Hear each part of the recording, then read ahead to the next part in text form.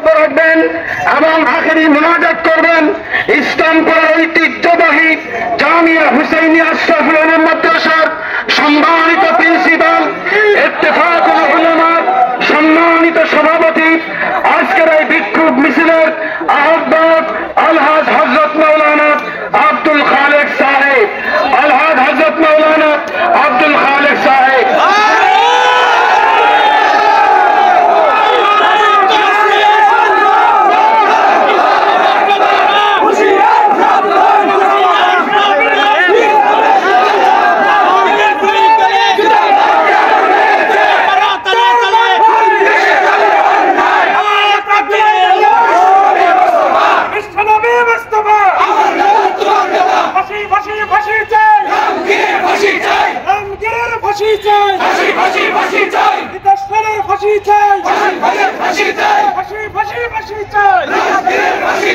السلام عليكم ورحمة الله نحمده ونصلي على رسوله الكريم أما بعد فأعوذ بالله من الشيطان الرجيم إن الدين عند الله الإسلام وقال النبي صلى الله عليه وسلم لا يؤمن أحدكم حتى أكون أحب إليه من والده وولده والناس أجمعين সম্মানিত আজকের এই জনসভা জাগ্রত তৌহিদ জনতার সম্মানিত সদস্যবৃন্দ, আজকের এই পরিষদের সম্মানিত সদস্যবৃন্দ, সম্মানিত আজকের এই মহান এই মিছিলের সম্মানিত সদস্যবৃন্দ, আমি আপনাদেরকে আমার অন্তর থেকে সালাম পরিবেশন করছি। আসসালামু আলাইকুম ওয়া রাহমাতুল্লাহ।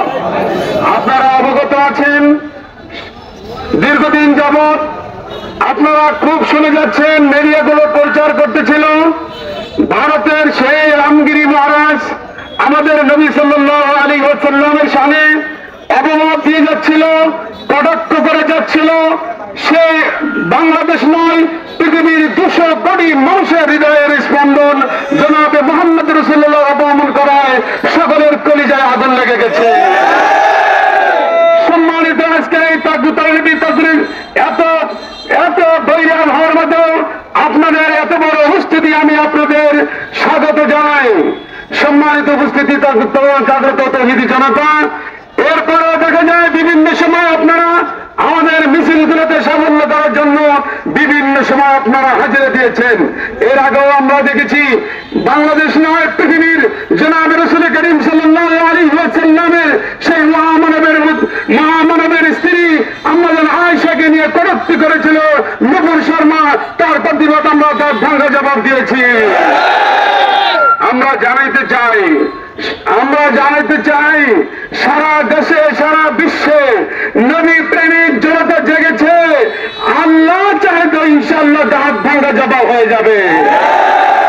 অবগত করতে চাই, আপনারা আর অগ্রসর হবেন না। অনত বিলম্বে রামগিরিকে ফাঁসির কাস্টে ঝুলিয়ে দেন। আমার এক ভাই বলেছেন 40 ঘন্টার মধ্যে ফাঁসির কাস্টে ঝুলিয়ে দিতে হবে। আমরা আজকে ইসলামপুরবাসীর পক্ষ থেকে দাবি জানাই, আমাদের সম্মানিত সদস্যবৃন্দ যে সমস্ত দাবিগুলো জানিয়েছে তার পুঙ্খান্ন ইনশাআল্লাহ আমরা বাস্তবতা দেখতে চাই। সম্মানিত তাওহীদি জাগ্রত জনতা, আপনারা আপনাদের ডাকে সাড়া দেওয়ার কারণে আপনাদেরকে অশেষ ধন্যবাদ জানাই।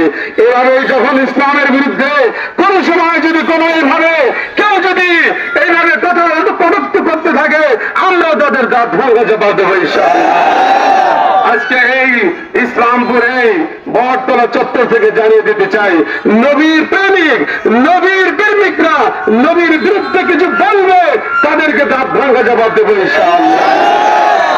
সম্মানিত সদস্যবৃন্দ, এলাকাবাসী, মুরব্বী, আমাদের এক ভাই বলেছেন আমরা কোন ধর্মের কটূক্তি করি নাই।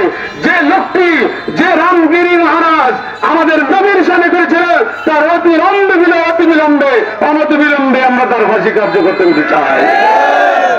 সম্মানিত উপস্থিতি, আজকের আমাদের এই মিটিংকে, এই মিছিলকে, এই সমাবেশকে যারা সহযোগিতা করেছেন, প্রশাসনিক ভাইরা আমাদেরকে সর্বাত্মক সহযোগিতা করেছেন, ইলেকট্রিক মিডিয়া ভাইরা আমাদেরকে সহযোগিতা করেছেন, পুলিশ ভাইরা আমাদেরকে সদস্য করেছেন, সাংবাদিক ভাইরা আমাদেরকে সর্বাত্মক সহযোগিতা করেছেন এবং বিভিন্ন মিডিয়া প্রচার করতেছেন।